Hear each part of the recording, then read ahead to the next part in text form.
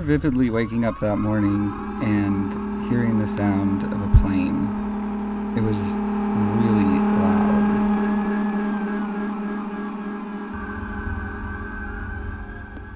And then I heard an explosion, but I thought, gosh, there's so many times in New York City that I wake up and hear a loud noise, a loud bang or a car wreck or something like that, and I thought I would look out the window and see nothing, just like always had been. It was a plane? It was definitely a plane? They said a 737 plane. Steve. You think that was a suicide? That was a terrorist attack. Yeah, I'm saying. It's on. You know it, right? I don't know, guy. Everything's fucked up. I just thank God. That wasn't the case, and as I looked out my window, I saw the leftovers of a giant ball of fire and just this massive hole in the side of an impenetrable, immovable building, it seemed. Slowly going down the building. That building looks like it took a major hit. It did. It's a plane. I remember Al Roker was still doing the weather, and there was nothing on the news, and I called home to let my parents know that something had just happened, and they didn't realize the magnitude of what was going on before my eyes. And so that was difficult for me. They just kind of said they would get up later. They were in California, and we would talk about it later. I remember seeing what appeared to be like people or chairs or something like that falling, but I was so frantic I didn't really take it all in at once.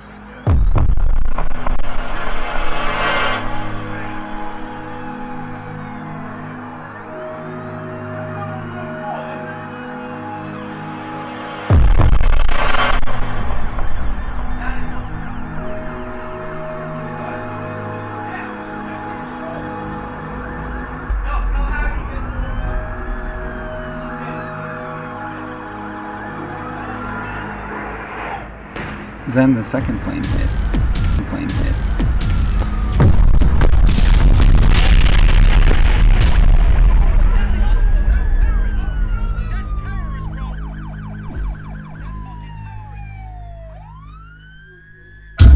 The second plane hit as I was maneuvering my clothes around to get ready for work.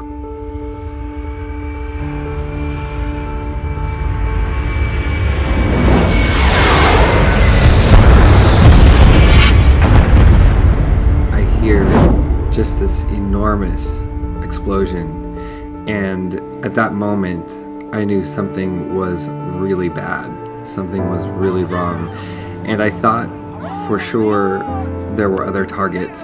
It was very frightening. It was very scary. So that was the moment in which it turned from sadness that other people had lost their lives to extreme fear for my own life, the future of Manhattan.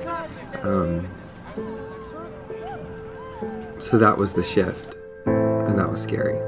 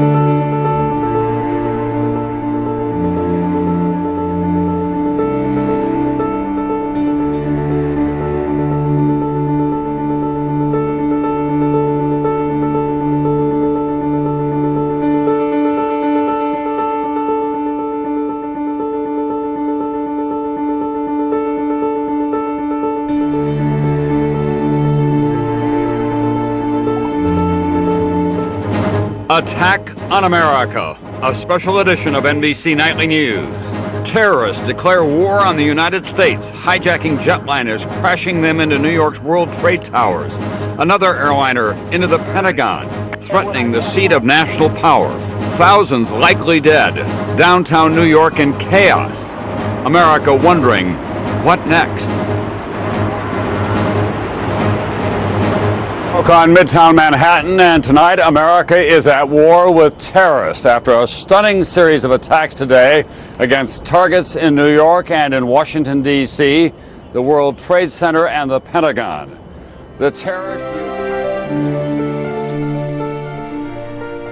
And so that night, the night of 9/11, I spent it with friends on 14th Street so that I didn't have to go home to be so close to where the tragedy had occurred.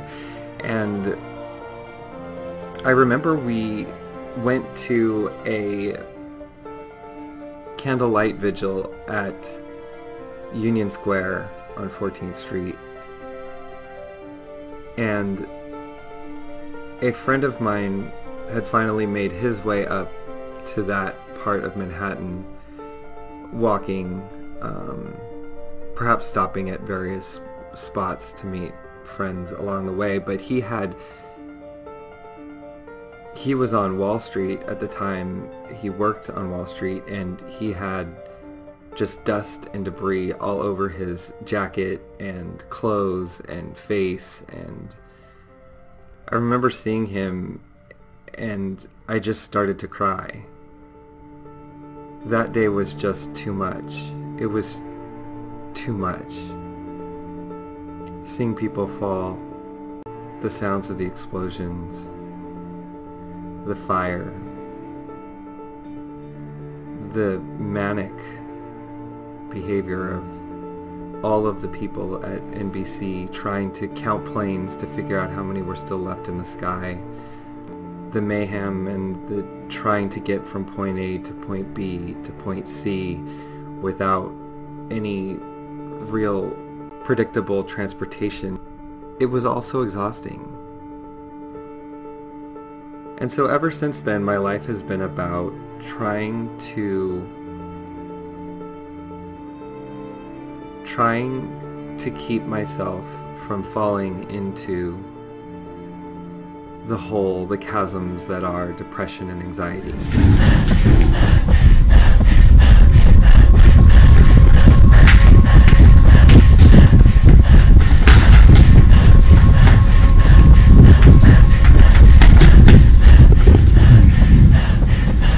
I got there like 8:40, and it was just the beginning of the day. Like, I'm right before my computer was turned on. You knew that something's going on because every other floor underneath you is trying to get on the stairwell at the same time. That's when it just caught me, the debris, and it just like threw me on all fours, and like buried me. You cannot hear the chaos, but it is there, as is the panic. All of it wrapped in a nearly golden glow, covered in smoke and soot. The photograph taken, Marcy Borders, 9/11, frozen in time. On 9/11, I can't get it out of my head, and I wish... Oh, Lord, I just wish that I could just have a peace of mind. Like, you know, my brain is so packed, you know what I'm saying? Like, when I tell people, they're like, what's wrong? I'm like, I just got so much on my brain. Like, you know, they don't understand that it's not them, and I know everybody has life situations. There's some people who wake up with no cure to their disease, but at the same time, I just have a lot on my brain, and I've never had so much on my brain. And so that was the catalyst that started it, and from that day forward, I've been fighting a battle with depression and anxiety ever since.